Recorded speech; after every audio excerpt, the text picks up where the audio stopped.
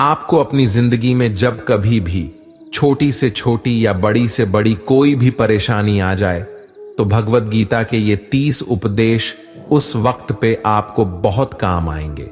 ये पवित्र विचार आपके लिए समझना और उसे अपने जीवन में अनुकरण करना बहुत ही आवश्यक है। और ये 30 उपदेश 30वें से शुरू होकर पहले उपदेश पे समाप्त होगी। इसलिए वीडियो को आखिर तक पूरा ध्यान से सुने ताकि आपके भी जीवन में कल्याण हो सके। गीता का 30वां उपदेश है अश्वमेव भुक्तव्यम कृतम कर्म शुभा शुभम। इसका मतलब है कि आपने कोई भी कर्म किया हो उसका फल आपको जरूर भोगना पड़ेगा। अगर आपने अच्छे कर्म किए हैं तो वो जाने अनजाने में किसी मुश्किल वक्त पे आपको वो अच्छे कर्म उस मुश्किल वक्त से बचा ही लेंगे। अगर आपने गलत कर्म किए हैं, पाप किया है, तो उसकी सजा भी आपको जरूर मिलेगी। तो इंसान कितना ही छुपकर कर्म करे, चाहे वो कितना ही चालाकी से कर्म करे, लेकिन कहते हैं ना, उस परमात्मा के ईश्वर के चारों तरफ कैमरे लगे हुए हैं। हमारे एक एक कर्म पर वो प्रकृति, वो परमात्मा अपनी दृष्टि बनाए रखते हैं। हमारे एक एक कदम का हिसाब होता है। इसे हम एक कहानी से समझाते हैं। एक गांव में 2 मित्र रहते थे। उन दोनों ने विचार किया, इस गांव में हम धन नहीं कमा पा रहे हैं। वो दोनों धन कमाने के लिए शहर चले गए। कुछ वर्ष वहां रहकर उन्होंने काफी धन कमाया। फिर सोचा कि अब हम अपने घर वापस चलते हैं और हमने अच्छा खासा धन कमा लिया है। उस समय पे यातायात की इतनी सुविधाएं नहीं होती थीं। वो अपने बैलों पर ही यात्रा कर रहे थे। चलते चलते मार्ग में रात हो गए तो उन्होंने विचार किया कि आज रात हम यहीं विश्राम करते हैं। एक मित्र ने कहा कि मैं यहां पर रहकर धन की रक्षा करता हूं, तुम बाजार जाकर भोजन की व्यवस्था कर लो। जब वो मित्र बाजार गया तो उसके मन में पाप आ गया। उसने सोचा कि इतना पैसा हमने कमा लिया है, अगर मैं इसको यही जंगल में मार दूं तो सारा पैसा मेरा हो जाएगा, नहीं तो मुझे इसका आधा धन इसको देना पड़ेगा। मन में ये खोट आने पर उसने अपने मित्र के खाने में जहर मिला दिया और जब वो खाना लेकर के अपने मित्र के पास गया, उसका मित्र वो जहर वाला खाना खाकर वहीं पर उसकी मृत्यु हो गई। वो व्यक्ति सारा धन लेकर के अपने घर वापस आ गया। फिर उसके घर में पुत्र ने जन्म लिया। जब उसका बेटा पैदा हुआ तो वो बहुत ही बीमार रहता था। उसने अपने जीवन में जो कुछ भी धन कमाया था उसका वो सारा धन अपने बेटे के इलाज में ही खत्म हो गया। बेटा बड़ा होता गया और इसका धन नष्ट होता गया। जब उसका बेटा थोड़ा और बड़ा हो गया तो उसके पिता ने पूछा कि बेटा, तू इतना बीमार क्यों रहता है? तू ठीक क्यों नहीं होता? मैंने अपनी जिंदगी का सब कुछ तुझ पर लगा दिया है, फिर भी तेरी तबीयत ठीक नहीं रहती। तो उसके बेटे ने बोला, कौन सा बेटा और कौन सा पिता? मैं तो तेरा वही मित्र हूं जिसको तूने जंगल में जहर देकर मार दिया था। मैंने अपना वही हिसाब पूरा करने के लिए तेरे पुत्र के रूप में तेरे ही घर में आया हूं। अब मेरा तेरा हिसाब बराबर। अब मेरा जीवन यहीं समाप्त होता है। तो गीता का उपदेश हमें यही सिखाता है। कोई अपने आप को कितना भी चालबाज समझता हो, होशियार समझता हो, लेकिन अगर उसने गलत कर्म किया है, चाहे आज नहीं तो कल उसे उसका फल भोगना ही पड़ता है। कोई भी व्यक्ति अपने किए हुए कर्म से बिना उसको भोगे कभी छूट नहीं सकता। गीता का 29वां उपदेश है कि आपके सारे दुखों का कारण किसी को अपना मानना है। आप कभी गौर करना, आपकी जिंदगी के सारे दुख, सारी तकलीफें, सारी चिंताएं वहीं से आते हैं जहां आपका अपमान होता है कि ये मेरा है, ये मेरा अपना है। यहीं से आपकी जिंदगी में दुख का आना शुरू हो जाता है। इसे एक छोटी सी कहानी से समझते हैं। एक व्यक्ति के पास एक बहुत बड़ा महल था। उसने जिंदगी भर की सारी संपत्ति लगाकर उस महल को बनाया था। आसपास के शहरों के कई लोग उसके महल को देखने आते थे। कई बड़े बड़े सेठ उसके महल को खरीदने की कोशिश करते थे, इसलिए वो महल उसका अहंकार हो गया। उसके जीने की वजह था, उसका उस महल से बहुत लगाव था। एक दिन उसके महल में आग लग गई और वो कहीं बाजार गया हुआ था। जब वो घर लौट कर आया तो उसने देखा कि उसका महल तो आग में जल रहा है। अपने घर को आग में जलता हुआ देखकर उसे इतना दुख हुआ। उसने कहा, अगर ये महल नहीं रहेगा तो मैं भी जिंदा नहीं रहूंगा। अगर मेरा महल ही जलकर राख हो जाएगा तो मैं जीकर क्या करूंगा। वो भी उसी आग में छलांग लगाने की कोशिश करने लगा तो किसी दूसरे व्यक्ति ने उसे रोक लिया और कहा कि भाई, ये जो तुम्हारा महल है, इस महल को तुम्हारे कल बेटे ने किसी और को बेच आया है। जब उसे पता चला कि यह महल अब मेरा नहीं किसी और का हो चुका है तो उसकी सारी चिंता खत्म हो गई। जैसे और लोग उस जलते हुए महल को देखकर तमाशा देख रहे थे, वैसे ये भी खड़ा हो गया। इतने ही देर में उसका बेटा आया। वो अपने बेटे को देखकर बहुत खुश हुआ। उसे आशीर्वाद देने लगा कि तेरे जैसा बेटा तो बहुत भाग्य वाले माता पिता को मिलता है। तुमने तो मेरी जिंदगी बचा ही ली। आज इस घर में आग लग रही थी और तूने कल ही इसका सौदा कर दिया। वो अपने पिताजी से कहने लगा कि पिताजी, इस महल के सौदे के लिए बात तो करने गया था, पर सौदा कभी पक्का हुआ ही नहीं है। जब उसके पिता ने यह सुना कि अभी इस महल का सौदा हुआ ही नहीं है तो वो दोबारा से फूट फूट कर रोने लगा और अपनी छाती पीटने लगा। महल वही है, इंसान वही है, लेकिन जब महल मेरा है तब वो दुख भी देता है, खुशी भी देता है। लेकिन जब वो मेरा नहीं है, उससे मेरा कोई रिश्ता नहीं है, तो सारे दुख हो खत्म हो जाते हैं।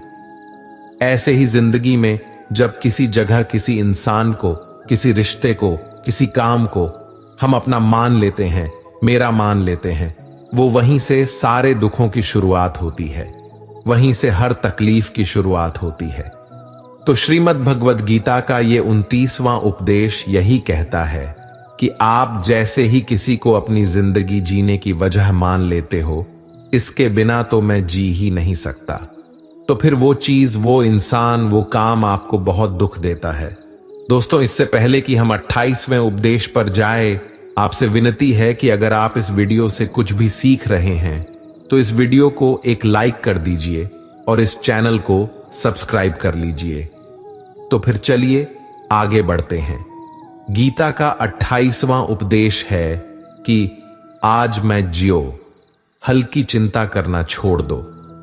जो भी व्यक्ति अपनी बीते हुए कल या अपने आने वाले कल में खोया हुआ रहता है, वो जिंदगी में कभी खुश नहीं रह सकता। आपको जिंदगी में खुशी सिर्फ और सिर्फ तब मिल सकती है जब आप वर्तमान में जी सके, आज के आनंद को जी सके। बीते हुए कल और आने वाले कल का कोई वास्तविक अस्तित्व नहीं होता, वो सिर्फ आपकी बुद्धि और आपके विचारों में होता है। उसे सिर्फ आप अपने मन के अंदर और बुद्धि के अंदर जीते हैं, उसकी कोई वास्तविकता इतनी नहीं होती। उसे सिर्फ आप अपने मन के अंदर और बुद्धि के अंदर जीते हैं, लेकिन जिससे आप वास्तविकता में जीते हैं वो आपका आज होता है, वो आपका चल रहा पल होता है। अगर आप अपने मन और बुद्धि को अपने भूतकाल और भविष्यकाल में अटकाकर रखेंगे तो याद रखना, आप कभी खुश नहीं रह पाएंगे। और अगर जिंदगी में खुश रहना चाहते हैं तो आज में और इसी पल में जीना सीखें। गीता का 27वां उपदेश है कि जो आपके साथ अधर्म करे, पाप करे, गलत करे, उसे दंड जरूर देना चाहिए। अगर आप उसे सहते हैं तो वो आपके साथ और गलत करता रहेगा। अगर आप उसे सहते हैं तो उसके पाप में आप भी भागीदार हो जाएंगे। अर्जुन श्री कृष्ण से कहने लगे कि जिनसे मैं युद्ध करने जा रहा हूं, ये सब मेरे भाई हैं, मेरे गुरुजन हैं, मैं इनके सामने कैसे हथियार उठाऊं, इनको कैसे मारूं? तो भगवान श्री कृष्ण ने अर्जुन से कहा कि जिन्हें तुम अपना मानते हो वो सभी अधर्मी है, वो पाप के पक्ष में खड़े हैं, और अगर तुम इनका वध नहीं करोगे, युद्ध नहीं करोगे, तो समाज में और भी पाप बढ़ जाएंगे, क्योंकि जब कोई ऐसे पापियों को नहीं रोकता है तो ये और भी ज्यादा पाप करते हैं। ऐसे ही जब आपके साथ कोई गलत करता है, आपको चोट पहुंचाता है, दुख पहुंचाता है, और वही आप चुपचाप रहते हो, तो उससे सामने वाले का मनोबल बढ़ जाता है। वो आपको कमजोर समझने लगता है और आपके साथ गलत करने का वो अपना हक समझने लगता है। लेकिन जब आप उसके गलत व्यवहार को, उसके अधर्म को रोक लेते हैं, उसका विरोध करते हैं, तब वो अपनी सीमा में रहना सीख जाता है। और यही कलयुग है। अगर इस जमाने में आपको खुश रहना है तो आपको अपनी रक्षा खुद ही करनी होगी। कोई आपके साथ गलत करे तो उसको कभी नहीं सहना चाहिए, बल्कि उसका सामना करना चाहिए। गीता का 26वां उपदेश है कि किसी से भी हद से ज्यादा मोह कभी नहीं करना चाहिए। जिससे भी आप सबसे ज्यादा मोह लगाओगे, देखना वो आपको अवश्य रुलाएगा। मोह की वजह से ही आप किसी के पीछे मरते रहते हैं। मोह की वजह से ही आपको कई बार अपमान भी सहना पड़ता है, और कई लोगों को मोह की वजह से ही अपना अपमान दिखता भी नहीं है कि सामने वाला मेरी इज्जत तक नहीं कर रहा और मैं इसके पीछे मरा जा रहा हूं। वो आपकी आंखों पे ऐसी पट्टी लगा देता है कि आपको सच और झूठ दिखाई ही नहीं देता। आपको किसी इंसान का चेहरा दिखाई नहीं देता। आप जो देखते हैं, जो सुनते हैं, उसी पर यकीन करने लगते हैं। फिर चाहे आपको कितना ही दर्द मिल रहा हो, अगर आप किसी इंसान को ठीक से समझना चाहते हैं, उसकी सच्चाइयों को जानना चाहते हैं, तो उसके लिए बहुत जरूरी है कि आप उसके मोह से जल्द बाहर आ जाएं। आपका मोह आपको दुख देता है। जिस दिन मोह खत्म, उस दिन आपको किसी भी रिश्ते से कोई दुख नहीं मिल सकता, क्योंकि आपको फिर कोई फर्क ही नहीं पड़ेगा। गीता का 25वां उपदेश यह है कि आप वो मत करो जो सभी करते हैं, बल्कि वो करो जो आपके लिए सही है। स्वधर्मम निधनम श्रेय भारत धर्मो भयावह। श्री कृष्ण ने अर्जुन से कहा कि एक जो 13 कर्तव्य है, जो तेरे लिए सही है, जो तुझे करना चाहिए वो कर तू। कभी भी वो काम मत कर जो दुनिया कर रही है। क्योंकि अर्जुन श्री कृष्ण से कहने लगा कि ऐसे भयंकर युद्ध में पढ़ने से अच्छा है कि मैं सन्यासी बन जाऊं। तो श्री कृष्ण ने अर्जुन से कहा कि सन्यासी बनना तेरा कर्म नहीं है, तेरा धर्म नहीं है, क्षत्रिय है तू। कर्म और तेरा धर्म यही है कि तू अधर्म का नाश कर, धर्म की रक्षा कर। ऐसे ही हर इंसान का एक अलग कर्तव्य होता है, एक अलग ही मार्ग होता है। तो कभी भी उस मार्ग पर मत जाना जहां सारी भीड़ जा रही हो। कभी भी वो काम मत करो जो दुनिया करती है, कि आजकल का ये ट्रेंड हो गया है, ये फैशन हो गया है, सब करते हैं इसलिए हम भी कर रहे हैं। सारी भीड़ यही काम कर रही है इसलिए हम भी कर रहे हैं। अगर आप वो करोगे जो भीड़ कर रही है तो आप भी उसी भीड़ में कहीं खो जाओगे। लेकिन वही अगर आप वो करोगे जो आपके लिए सही है, जो आपकी प्रतिभा है, तो दुनिया की सारी भीड़ में भी आप सबसे अलग नजर आओगे। गीता का 24वां उपदेश है कि जिंदगी में धोखा अपने ही देते हैं, क्योंकि उनको आपकी कमजोरियों का पता होता है। बाहर वाला आपको धोखा नहीं दे सकता, क्योंकि उसको आपके बारे में पता ही नहीं है कि आपको चोट कहां पहुंचानी है। लेकिन जो आपका अपना है, आपका खास है, उसे बहुत गहराइयों से पता होता है कि इसकी कमजोरी क्या है। ऐसा क्या करें जिससे इसको दर्द पहुंचाया जा सके, जिससे इसको हम नीचा दिखा सकते हैं, इसको चोट पहुंचा सकते हैं। ये कलयुग है, इसमें बाहर वालों से नहीं, जो हमारे अपने हैं ना, उनसे ही सावधान रहना होता है। महाभारत का युद्ध 2 अलग अलग राज्यों में नहीं हुआ था, बल्कि एक ही परिवार के भाइयों में हुआ था। सभी आपस में एक ही वंश के लोग थे। कितनी बार दुर्योधन ने जहर देकर भीम को मारना चाहा। ना जाने कितनी बार दुर्योधन ने पांडवों को जान से मारने की कोशिश की। वो उसका कोई पराया नहीं था, बल्कि उसका भाई था। सारी लड़ाइयां घर के अंदर ही होती हैं, बाहर कौन लड़ेगा? हमसे घर में ही सारे झगड़े होते हैं। तो आपको चोट सिर्फ वही लोग पहुंचा सकते हैं जो आपके अपने हैं। आपको धोखा सिर्फ वही लोग दे सकते हैं जो आपके अपने हैं। गीता का 23वां उपदेश है, जो इंसान अपनी रक्षा खुद नहीं कर सकता, उसकी रक्षा भगवान भी नहीं कर सकते। श्री कृष्ण अर्जुन से कहते हैं कि तस्मात् सर्वेषु कालेषु मामनुस्मर युद्ध च, यानी कि हे अर्जुन, तू हर काल में मेरा स्मरण करते रहना और युद्ध भी करते रहना। तो अर्जुन ने श्री कृष्ण से पूछा कि ये युद्ध तो कुछ ही दिनों में समाप्त हो जाएगा, लेकिन आप कह रहे हैं कि तू हमेशा मेरा स्मरण करते रहना और युद्ध करते रहना। हमेशा युद्ध करने का क्या मतलब है? तो श्री कृष्ण ने अर्जुन से कहा कि ये जिंदगी ही रणभूमि है। इस जीवन में सुख दुख आते ही रहेंगे और तुझे उनका डट के मुकाबला करना है। श्री कृष्ण ने यह नहीं कहा कि तू चुप करके बैठ जाना और मैं लड़ाई करूंगा। बहुत गहराई है गीता के ज्ञान में।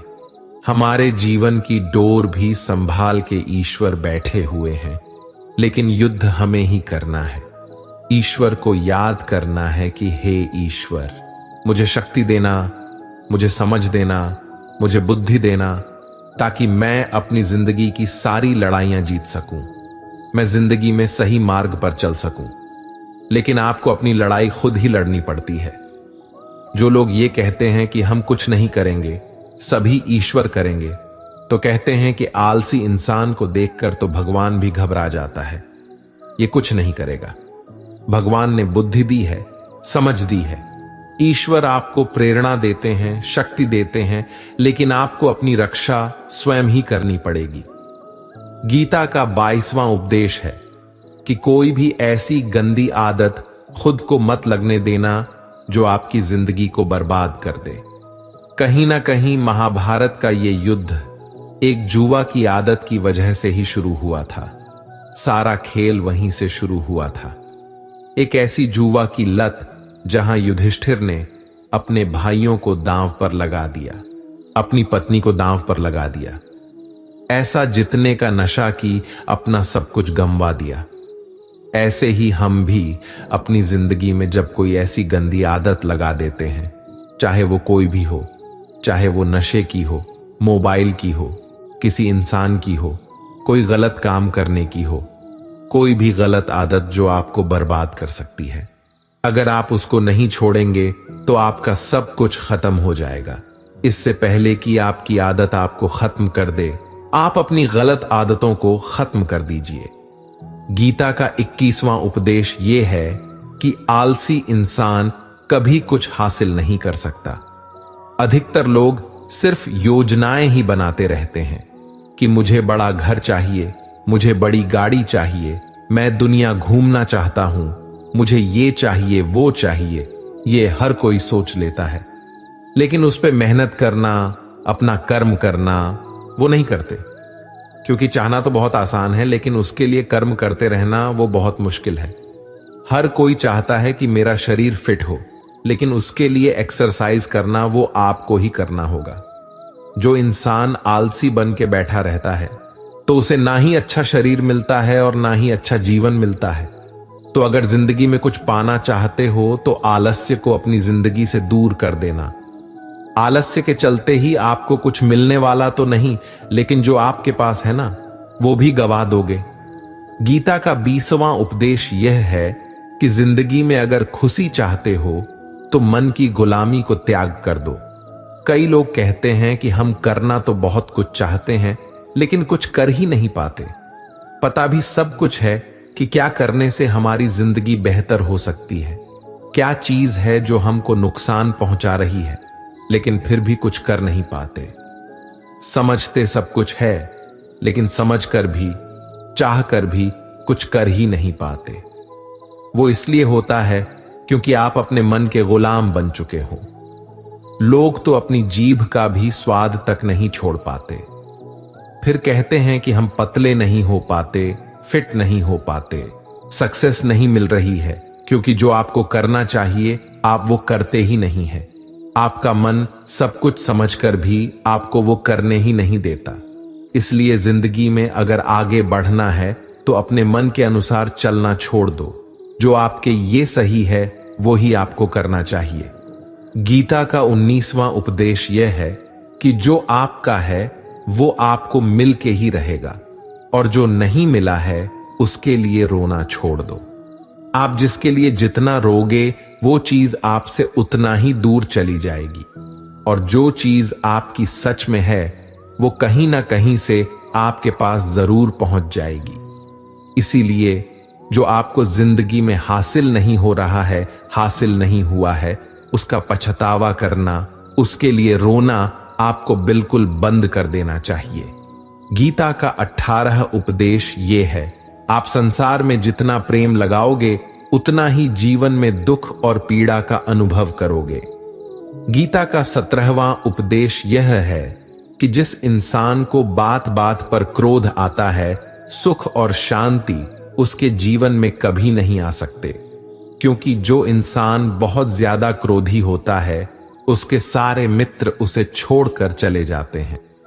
वो अपने मन में भी दर्द में ही जीता रहता है, तकलीफों में जीता है।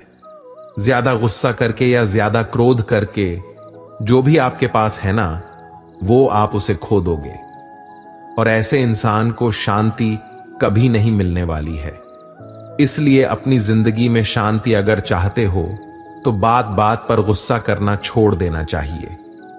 गीता का 16वां उपदेश है कि चाहे आप किसी की मदद करें या ना करें, लेकिन जानबूझकर कभी किसी का दिल नहीं दुखाना चाहिए, क्योंकि जब आपकी वजह से किसी का दिल दुखता है ना, तो याद रखना आपको भी वही दर्द एक दिन जरूर मिलेगा।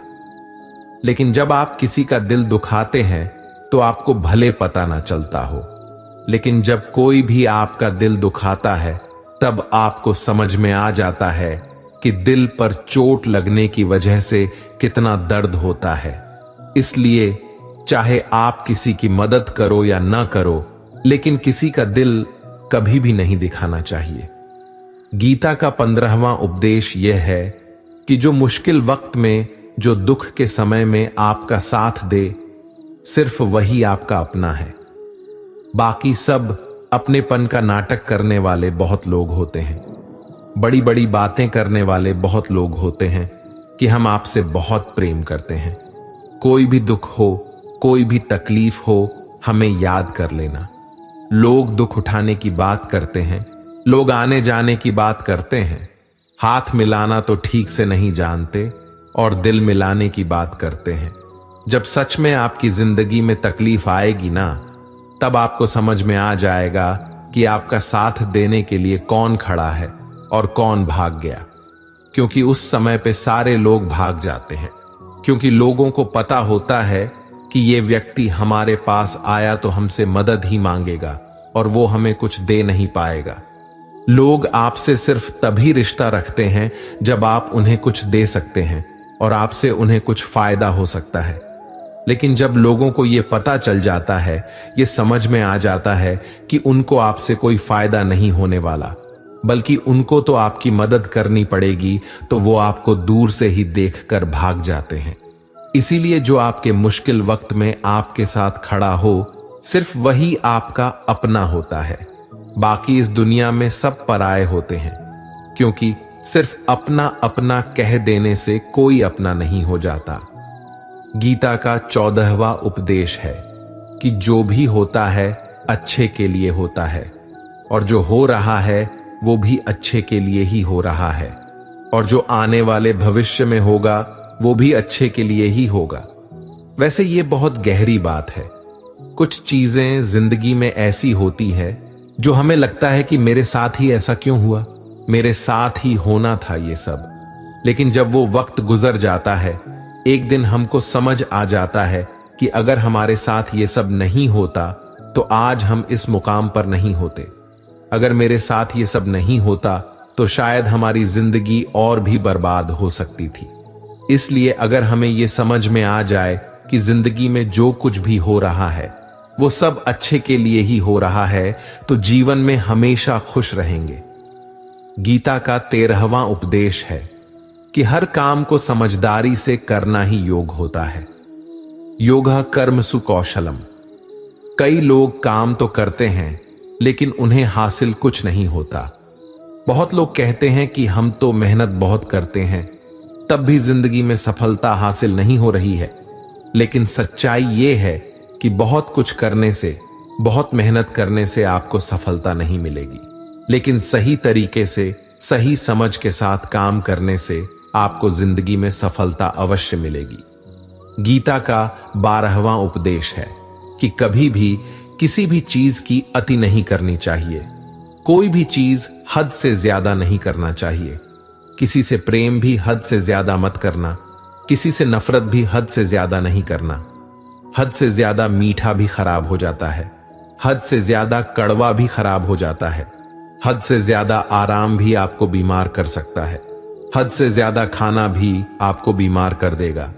हद से ज्यादा भूखा रहना भी आपको नुकसान ही पहुंचाएगा, और हद से ज्यादा जागना भी आपको बहुत ज्यादा नुकसान पहुंचाएगा। इसलिए जीवन को संतुलन के साथ जीना चाहिए। जैसे ही आप संतुलन को खो देते हैं, वैसे ही आपके जीवन में कोई ना कोई छोटी या बड़ी दुर्घटना हो जाती है। गीता का 11वां उपदेश है कि जिसे आप सबसे ज्यादा महत्व दोगे, वो आपको कभी महत्व नहीं देंगे। आपने कभी गौर किया है कि आपका अपमान कौन लोग करते हैं? कि आप जिसे सबसे ज्यादा, हद से ज्यादा महत्व देते हैं। दूसरों की इज्जत करना अच्छी बात है, पर दूसरों की अगर बहुत ज्यादा इज्जत करेंगे, उनकी नजर में आपकी इज्जत खत्म हो जाती है। इसलिए किसी को भी कभी भी अपना सब कुछ नहीं बनाना चाहिए कि तुम ही मेरे सब कुछ हो। जैसे ही आप किसी को अपना सब कुछ बना लेते हैं, तो आप उसके लिए कुछ भी नहीं रह जाते। इसलिए लोगों को इज्जत उतना ही देना चाहिए जितना वो हजम कर सके। हद से ज्यादा इज्जत देना आपकी ही बेइज्जती करवा सकता है। गीता का 10वां उपदेश है जिसके साथ सत्य और ईश्वर की शक्ति है। चाहे सारी दुनिया उसके खिलाफ ही क्यों ना हो जाए, लेकिन अंत में जीत उसी की होती है। श्रीमद् भगवद गीता में कुल 700 श्लोक हैं और 18 अध्याय हैं। गीता का आखिरी श्लोक है, यत्र योगेश्वरः कृष्णो यत्र पार्थो धनुर्धरः तत्र सिरिरः विजयोर भूति विद्वाणी फिर मतिर्ममः। धृतराष्ट्र बार बार संजय से पूछता था कि बताओ, युद्ध में कौन जीत रहा है, कौन हार रहा है? क्योंकि उसे विश्वास था कि भीष्म पितामह मेरे पक्ष में है, गुरु द्रोणाचार्य मेरे पक्ष में है, और यहां तक कि कर्ण भी मेरे पक्ष में है। तो भला हमें कौन हरा सकता है? लेकिन संजय ने धृतराष्ट्र को कहा कि जहां ईश्वर है वहीं पर सकते हैं, और हमेशा वही जीत होती है। चाहे आपके पास कितनी भी शक्ति क्यों ना हो, लेकिन सत्य और ईश्वर जिसके लिए खड़े हो जाए, उसे दुनिया में कोई भी नहीं हरा सकता। गीता का 9वां उपदेश है कि किसी पर भी आंखें बंद करके भरोसा नहीं करना चाहिए। जैसे महाभारत की कथा में दुर्योधन ने कितनी बार षड्यंत्र करके पांडवों को मारने की कोशिश की, आग में जलाने की कोशिश की, पर वो धर्म पर चलने वाले लोग बार बार उसकी बातों में आ गए। ये बात और है कि ईश्वर उनकी रक्षा कर रहे थे, पर जिसे वो अपना भाई समझ रहे थे, जिससे वो अपना सगा समझ रहे थे, जिस पे वो भरोसा कर रहे थे, वही उनकी मृत्यु करवाना चाहता था। इसीलिए भरोसा करते समय अपनी आंखें जरूर खुली रखनी चाहिए। गीता का 8वां उपदेश है कि जीवन में वैसे तो लड़ाई झगड़े से बचना चाहिए, लेकिन जब बात आपके चरित्र, सम्मान और अधिकार की हो तो लड़ना भी चाहिए। अर्जुन भी महाभारत का युद्ध करना नहीं चाहते थे, क्योंकि सामने उसके अपने खड़े थे। लेकिन श्री कृष्ण ने उन्हें उपदेश दिया कि यहां पर बात लड़ाई की नहीं है, तेरे सम्मान की है, तेरे चरित्र की है, तेरे अधिकार की है। जो द्रौपदी के साथ कौरवों ने भरी सभा में अपमान किया, उसे नग्न करने की कोशिश की, इतना बड़ा अधर्म किया, वो तुम्हें कभी नहीं सहना चाहिए। इसलिए बात जब आपके चरित्र पर आ जाए, आपके सम्मान पे आ जाए, तो चाहे वो अपना ही क्यों ना हो, आपको उसके साथ अवश्य ही लड़ना चाहिए। गीता का 7वां उपदेश है कि चाहे कितना भी बुरा वक्त आ जाए, लेकिन जो इंसान जिंदगी में कभी हिम्मत नहीं हारता, वो सब कुछ हासिल कर सकता है। जब पांडव लोग जुए में सब कुछ हार गए, उनको 12 साल के लिए वनवास मिला और 1 साल के लिए अज्ञातवास।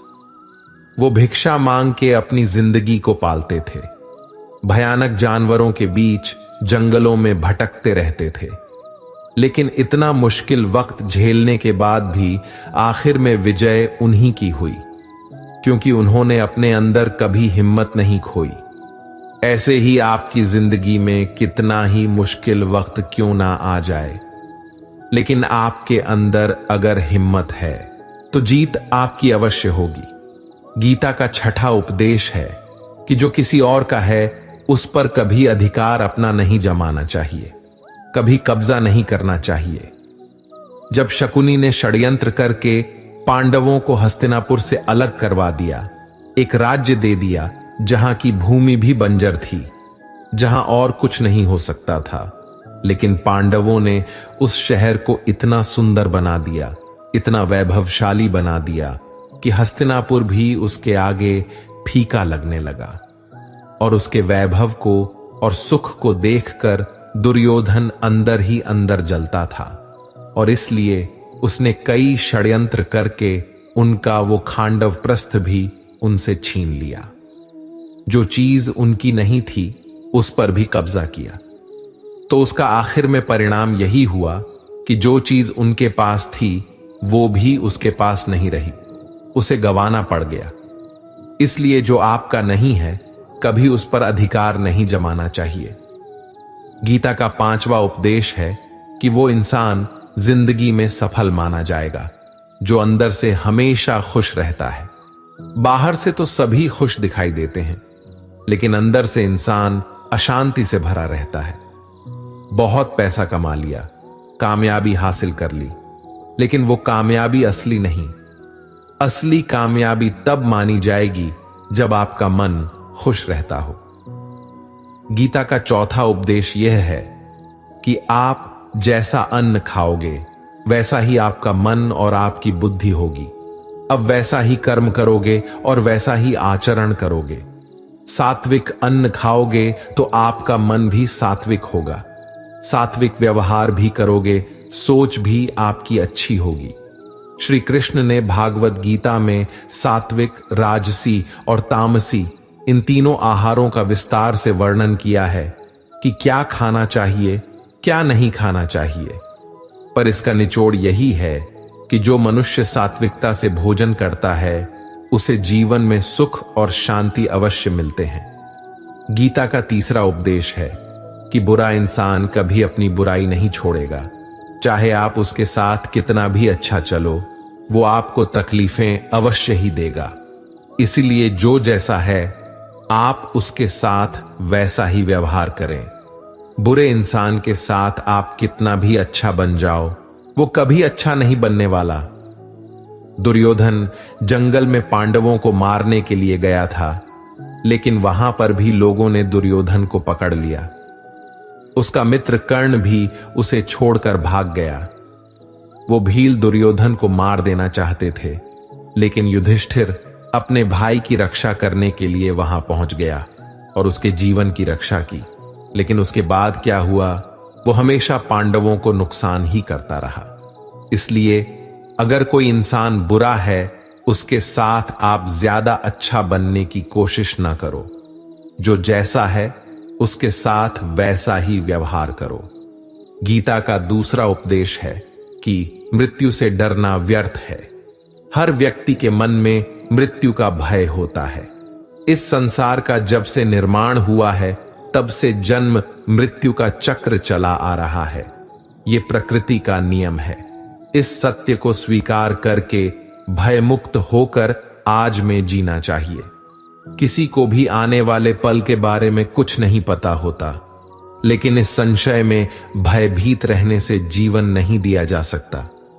गीता का पहला उपदेश है कि जो इंसान अपने कर्मों को समय पर खत्म नहीं करता, समय की कद्र नहीं करता, उसकी जिंदगी का सारा समय व्यर्थ ही समाप्त हो जाता है, क्योंकि समय ही आपका जीवन है। अगर आप अपने समय को व्यर्थ में नष्ट करते रहेंगे और उसे गवा देंगे तो आपको जीवन में कुछ भी हासिल नहीं होगा। अगर कुछ जिंदगी में पाना चाहते हैं तो समय की कदर अवश्य करना सीखो। जो भी व्यक्ति गीता के इन 30 उपदेशों को रोज सुनेगा, समझेगा, तो जिंदगी की कितनी भी मुश्किल से मुश्किल घड़ी क्यों ना आ जाए, उसे ऐसे मुश्किल वक्त में भी रास्ता अवश्य मिलेगा। दोस्तों, अगर आपने इस वीडियो से कुछ भी सीखा हो तो इस वीडियो को एक लाइक कर दीजिए और कमेंट में जय श्री राधे कृष्णा अवश्य लिखिए। और इस चैनल पर नए हैं तो चैनल को सब्सक्राइब करके नोटिफिकेशन बेल आइकॉन को ऑल पर सेलेक्ट कर लीजिए। धन्यवाद। जय श्री कृष्णा।